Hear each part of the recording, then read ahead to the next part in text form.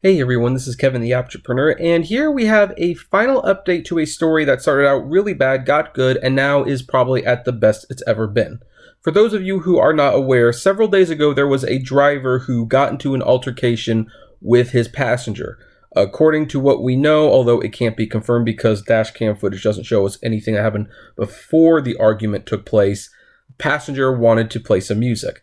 Now, for whatever reason, the driver apparently said no, and that resulted in the rider spewing all kinds of hateful comments, vile sentences, and trying to get the guy fired, leaving his phone number online so that anyone, including me, can call him, and threatened that he would use his company to get him sued. As a result, the driver was suspended by Lyft. Now, that was where it was bad when the story started.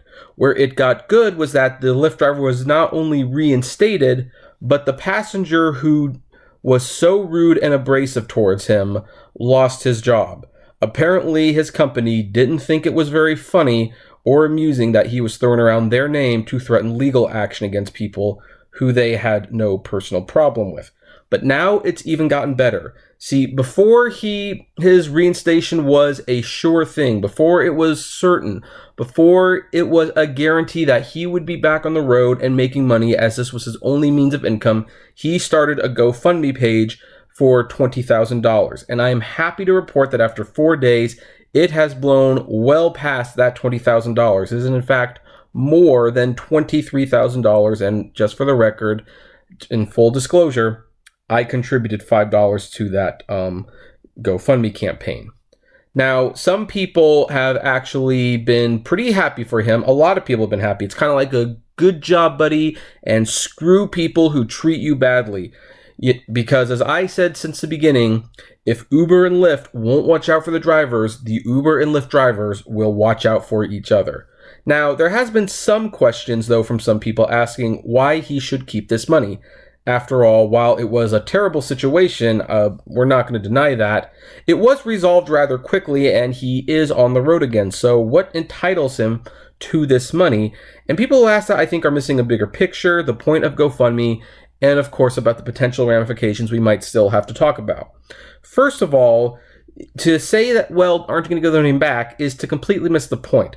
The guy was put in a very bad situation. He wasn't sure he was going to be driving again.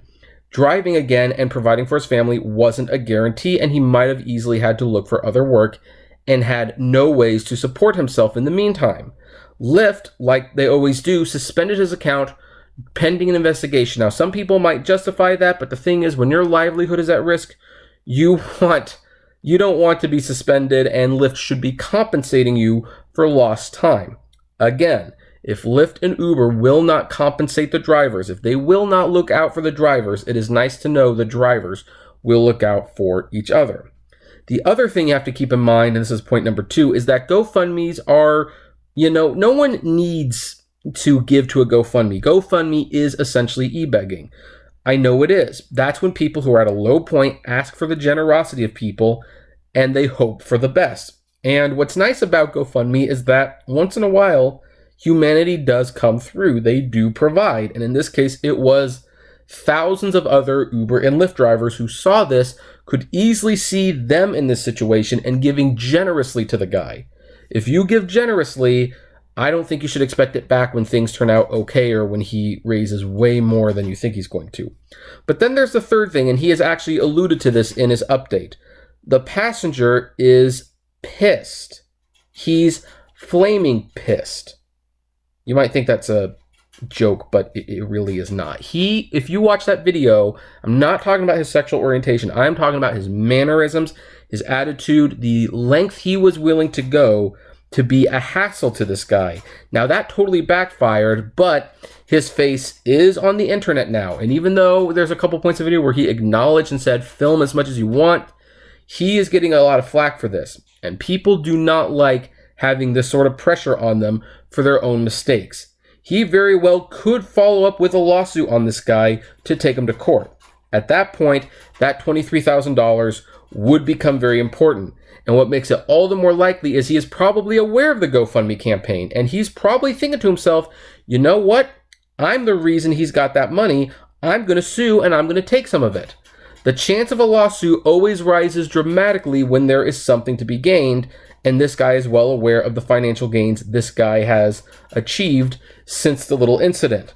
So that, living money can just as easily become lawyers and defense money. Perry, you have to do that now. My dumb chinchilla. So that money might not be going straight into his pocket. It really might not. So for what it's worth to me, I say he can keep my $5. Use it however he wants. It was a gift.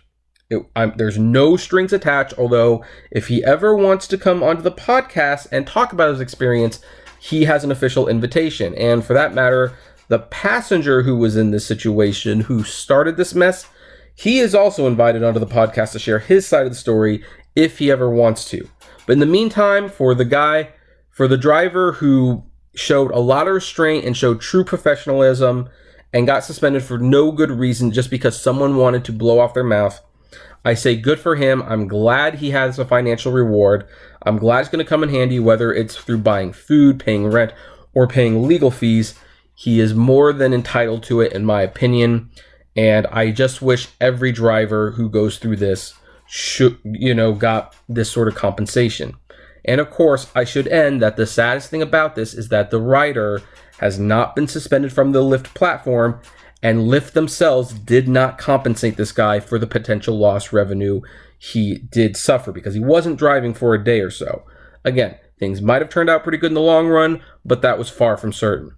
But as always, I turn the question to you. What do you folks think? Do you agree with this? Do you disagree? I would love to know. So comment below, like, favorite, share, subscribe. If you enjoyed this video, consider becoming a Patreon member. It's totally optional, but even as little as $1 a month goes a long way to helping the channel run smoothly and continue to create good content. And as always, flame responsibly. Have a good one.